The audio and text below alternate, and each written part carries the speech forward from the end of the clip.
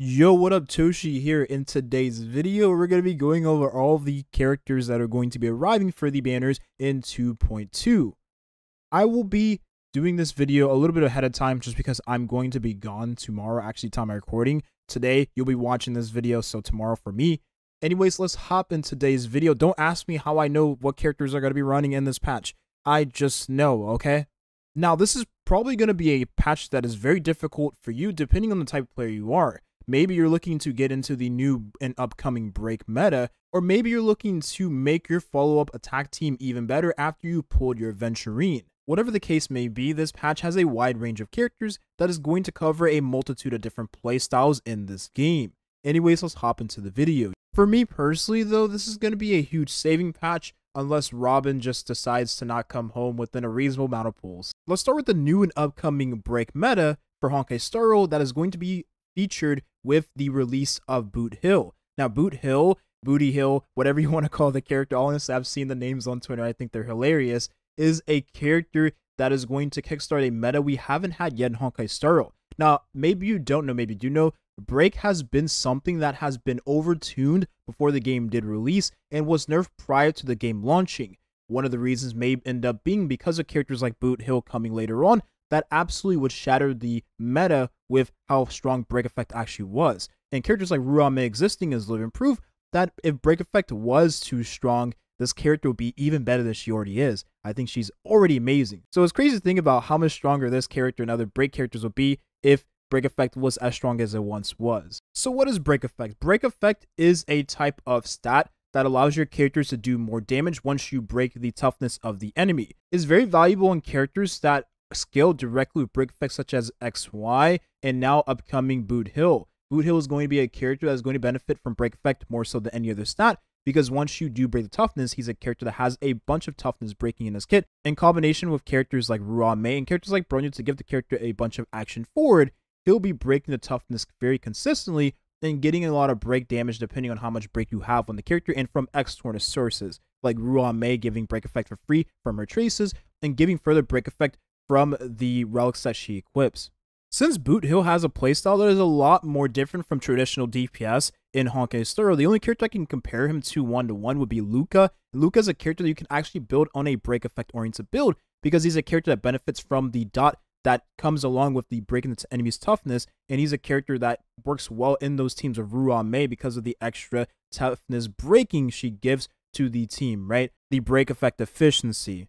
Now, since Luca is a very valuable character, whenever there are enemies weak to physical in those 1 to 2 target scenarios, Boothill is going to be a much better version of this character in those ideal scenarios. And with the upcoming single target game mode we are now getting for Hunt characters, he's going to find himself fitting very comfortably into the meta. So there's really no other time that is better than this time for this character to arrive in Honkai Star Rail. Now, real talk, I keep mentioning Ruame when it comes to break characters. And that's only because Ruame just gives a ton of value for break characters. Now, the thing is, if you don't have Ruame in the team party with a character that benefits from break, the character mentioned is going to deal a lot less damage and overall not be as good if they didn't have Ruame in the party. So she's a must-pull character if you are looking to get into that playstyle, but you can still get into the playstyle nonetheless. It's just not going to be as efficient as it would unless you had Ruame. But there is still substitutes you can use in the game, like Asta, that is very beneficial for the team, giving a bunch of attack and speed, and a bunch of fire damage boost depending on the character you are using, because fire break is actually the strongest break damage we have right now in the game. Now, here's the reality of the situation for Hunt characters. There isn't too many light cones in the game that is going to be beneficial for break effect, but considering Boothill is a character of the single target damage category, you'll still find it in your interest to use this character with crit stats just because it is going to increase his damage overall and attack percentage.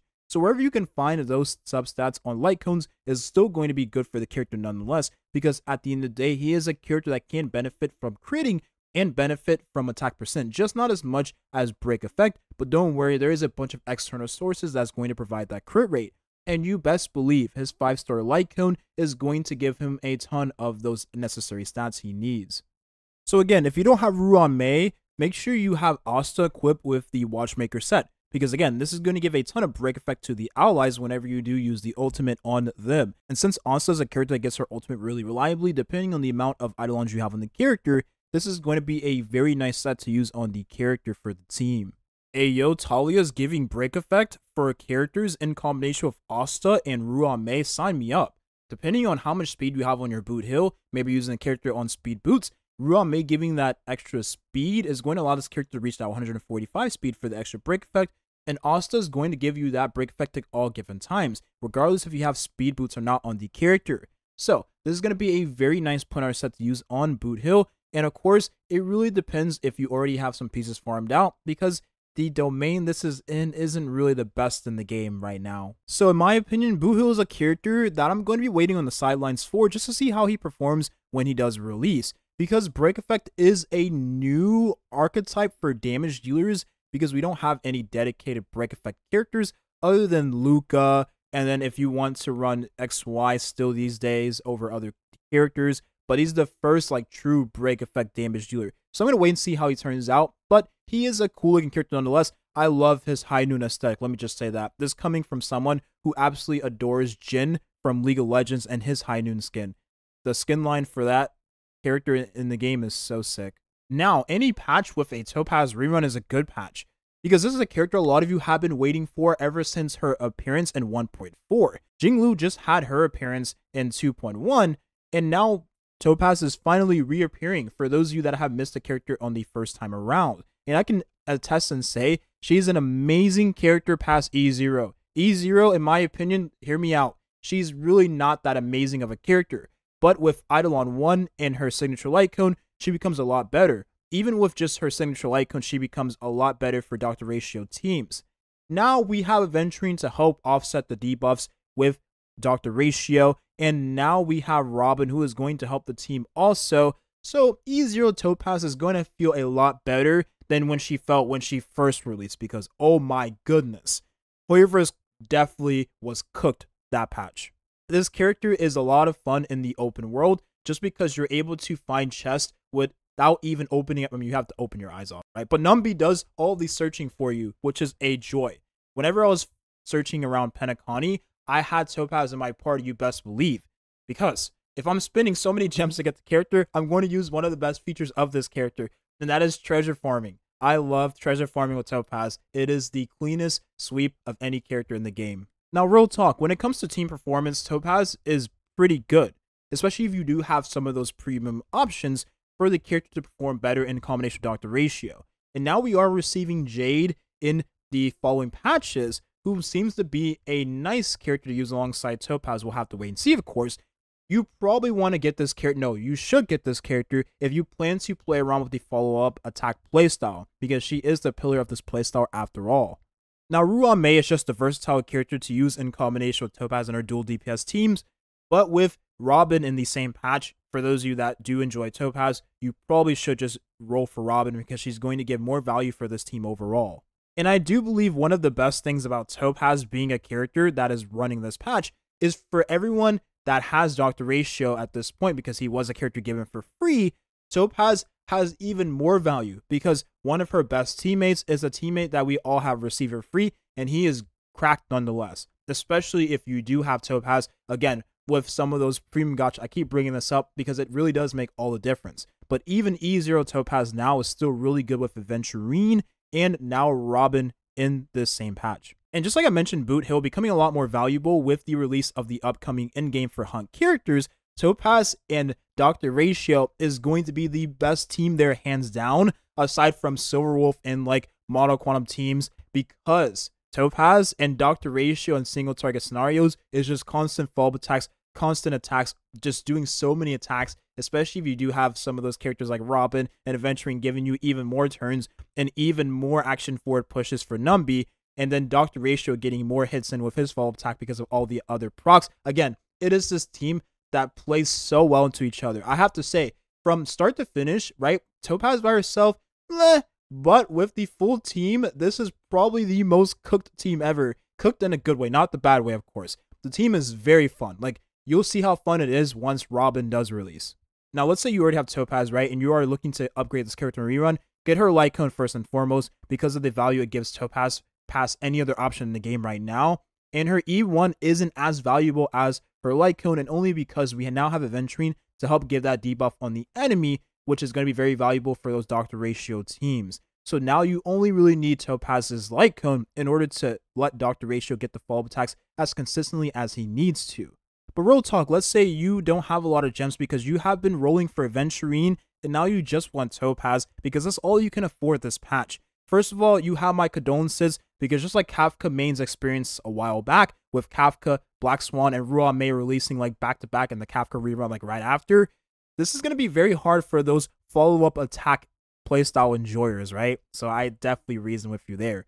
But I have to say that the Cruising Stellar Sea Light Cone that you get from the Similar Universe Herda shop is very valuable in Topaz, even if you don't have the character alongside her 5-star guarantee, like Best Assault Light Cone, right? This Light Cone is still really good, especially at high refinements, because of all the crit stats it gives to a character that needs to crit as consistently as possible. Topaz needs a lot of crit, like a lot of crit, because she is a character that needs to crit. Like hunt characters have single target damage, right? So you're banking on making sure that the hits you do land on the enemy does crit. Of course, depending on how good your RNG is for both things I'm about to say here, your substat rolls and your gacha with the 4-star Light Cone I have presented in front of you all, because this is a 4-star gacha Light Cone, you should probably use Swordsplay because it has a lot of value for Topaz considering she has a lot of multi-hits on Numbi with the ultimate, and she just does a lot of hits with Numbi whenever she takes the turn. This is a very valuable Light Cone for the character nonetheless, because at Refinement 5, it becomes competitive to her signature Light Cone. Of course, if you do meet the criteria for having a nice substat ratio. But the debuff that she gives with the Light Cone is just all the more valuable, I will say that. So we've come a long way with Topaz, and to be honest with you all, where I'm standing right now is next to the domain that has made Topaz a much better character. This domain gives Topaz a lot of value because now she does a lot more damage with her follow-up attacks and the attack percent she gains from the 4-piece passive of the follow-up attack passive. This now has made Topaz a much better damage dealer. Before then, her damage wasn't as great, but now she is a much better character. You'll be very surprised with the amount of investment you put into the character. I will say, with the follow-up attack team, the amount of investment you throw into the team is going to yield very nice results, greater than the results of the damage over time team, because crit has all the more higher damage threshold, because again, crit is stronger than non-critting. That's just how games like this work. But the farming is hell on earth. It is hell on earth because you have to farm for 2 damage dealers and maybe crit Aventurine if you choose that, and maybe crit Robin. Of course, depending if you go down that route as well. So let me just answer this final question. Let's say you have Topaz already and you want to roll for either her Light Cone, maybe Eidolon 1, or you want to roll for Robin. I'm going to suggest you to roll for Robin just because it frees up the slot if you have Ruan Mei on your account for other teams, and you can use Robin in the follow-up attack team, which is going to be her best team. And then she just makes the team all the better with the buffs she does provide for both Dr. Ratio, Jing if you choose you Jing alongside your Topaz, and then Aventurine also benefits from those buffs as well. The team becomes a lot better with Robin versus Ruan Mei. So I will say roll for Robin if you already have Topaz, and if you don't have Topaz, roll for her, of course. And then her Light Cone over her E1 now because of Aventurine and so on and so forth. Lady Fu, what are you doing here? Wait, you're rerunning this patch? Damn, it's been a long time coming. Wait, are you the only character that has waited this long for... No, it was probably Jing, wasn't it? This character, Fu, is a very nice character for your account. Now, if you have Jing, she, of course, is best in slot for the character just because of all the value she gives for Jing. The crit rate, CC blockage, the damage mitigation is very valuable. But let's say you are a Model Quantum enthusiast. Fu Xuan is a must-pull. Because we're at the point in the game where using links sometimes isn't feasible. The enemies hit extremely hard, and you have no way of stopping them from literally nuking your team. Now, there is some scenarios where Lynx is better, of course, against the Sam boss fight because of the healing she provides, and maybe Fu Xuan just doesn't tank well enough to sustain you over time throughout that fight, right? But I can say another thing about Fu as well, is that with her 5-star Light Cone, she is a better, I mean, she is just the best character in the game for defensive options. Her Light Cone is so good. So let me make this as concise and quick as possible. If you have the Mono Quantum team, you don't have Fu Xuan, get Fu Xuan. If you have Jing, you don't have Fu Xuan, get Fu Xuan. If you don't have a defensive option, get Fu Xuan, get Fu Xuan. Now, if you have Fu Xuan and you don't have her Light Cone, get her Light Cone. This is the must pull of the patch for you. Because not only does it help with the daily grind in Honkai Star Rail, I cannot express to you how good this Light Cone is for the daily grind. Because you don't have to worry about constantly going to statues to heal your team over time, because your team is just dying slowly and you have no way of healing other than Fu Xuan's ult. This light cone gives a ton of HP to Fu Xuan, helps with building her, right? Getting her to that HP threshold you need for her to sustain the team. The regeneration rate is very nice for getting her ultimate, which also helps with sustaining the team. And then the damage deal increase is also very valuable for the team to push out as much damage as they can possible. Because now Mono Quantum, alongside Sparkle, is a very solid team where everyone in the team party can dish out damage. And that damage boost is very nice for Jing, right? And hypercarry teams nonetheless. And then the last part of the passive, giving you the increase in HP whenever you start a new wave, is very important. Not only is it really good for your daily farming sessions, it is also very valuable for Pure Fiction. It is very valuable for Memories of Chaos. It's just very valuable everywhere in the game. It is the best light cone in the game for defensive characters, hands down. Now, I personally have my Fu on a very interesting build because I use her in Mono Quantum, so I have her on a DPS-oriented build.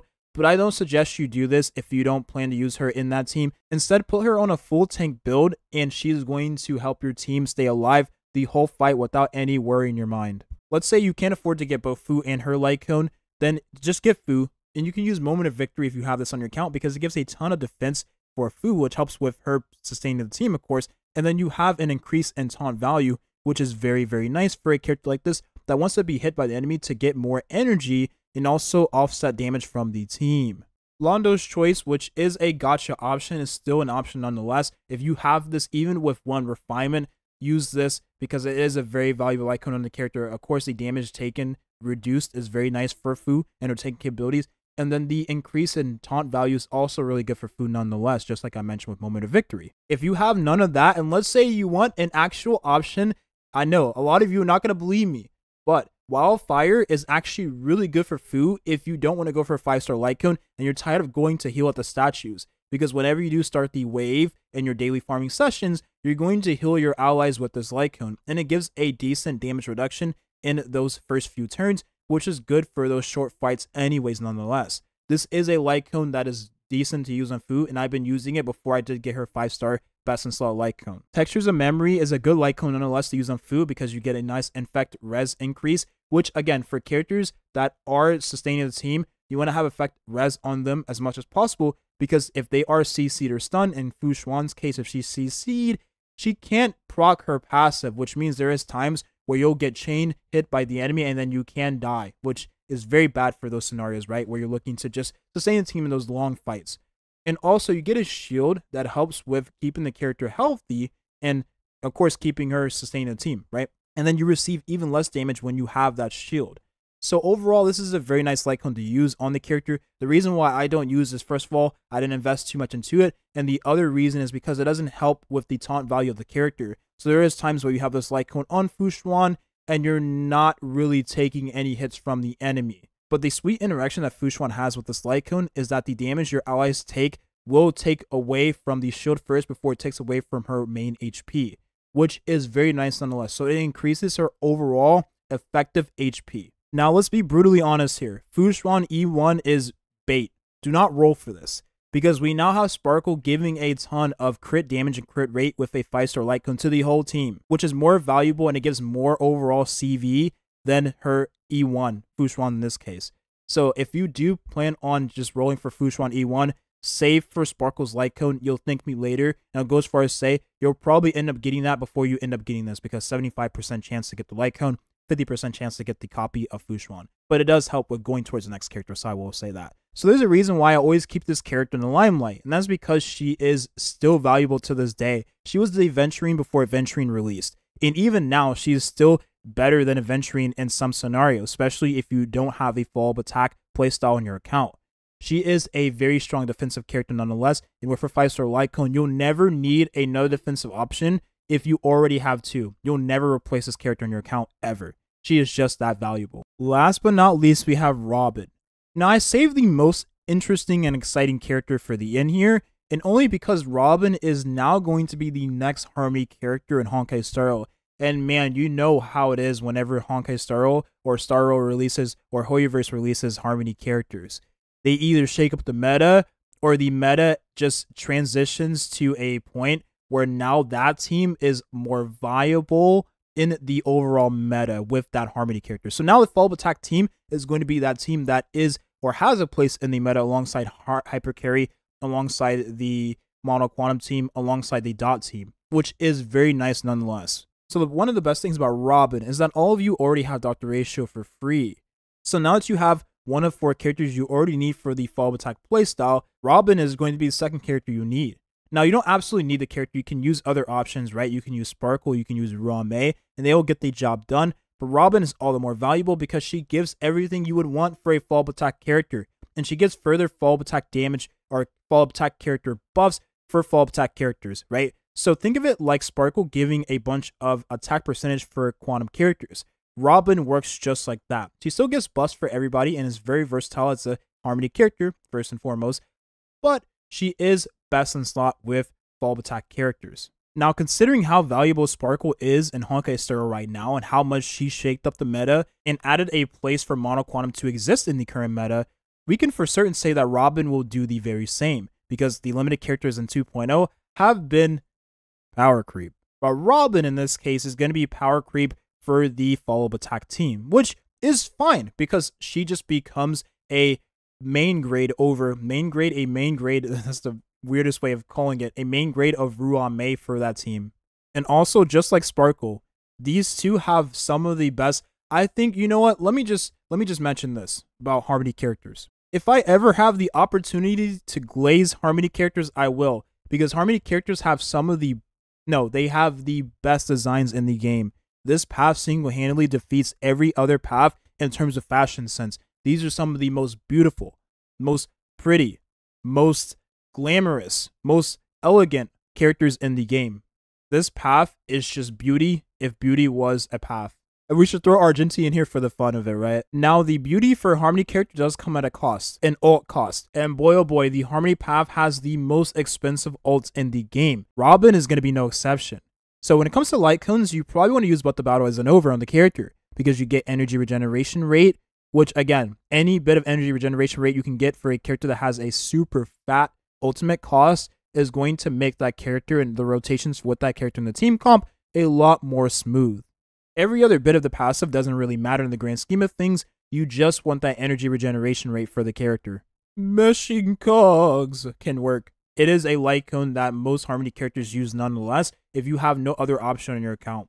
So, Robin is no exception either. You can use Meshing Cogs on the character. Since she is a Harmony, she's going to be hit by enemies and she'll regenerate energy just like Tingyun. Although I believe Tingyun out of everyone in the Harmony path has the highest taunt value.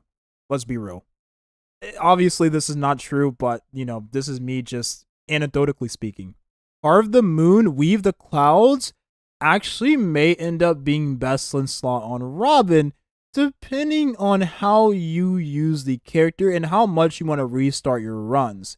Because the energy regeneration rate you get from this light cone, whenever you actually give it very nice refinements, like when you refine it all the way up to 5, you get 12% energy regeneration rate. You can also either get 24% crit damage or 20% attack, which is, all of these are very valuable for the follow-up attack team nonetheless.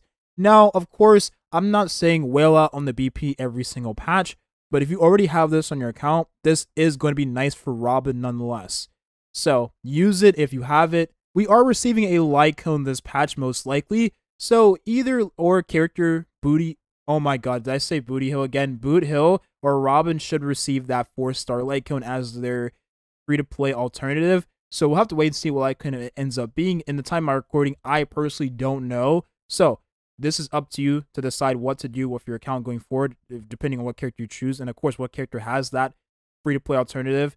But if it's not Robin, then all of those options I mentioned before are going to be valuable nonetheless. And if it's Robin, then you can use that light cone instead because they will be giving it for free. Overall, though, Robin is a character that I believe is a must-pull if you are looking to get into the follow-up attack playstyle alongside Topaz. And this is only if you don't have Ruame. If you have Ruame, then you can actually get by without rolling for Robin. And it was crazy. I'm saying this. She is a Harmony character. She's so gorgeous. You should roll for her. I believe you should, but it does not come at the cost of your sanity, right, from the gacha.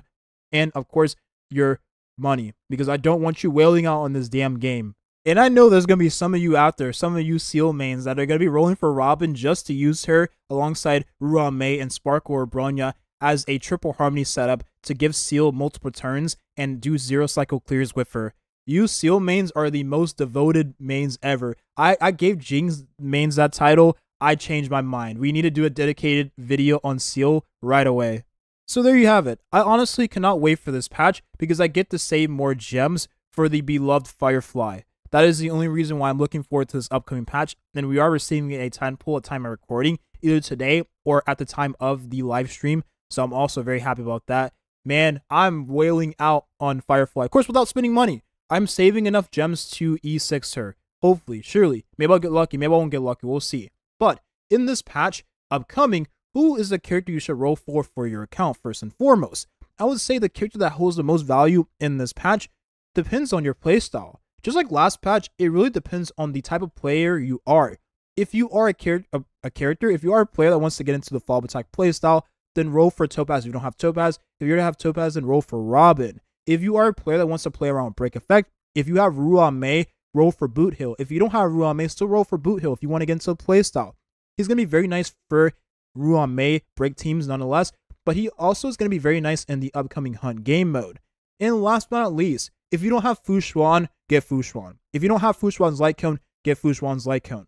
That's all I'm going to say. Thank you for watching and have a nice rest of your day. Good luck. Peace.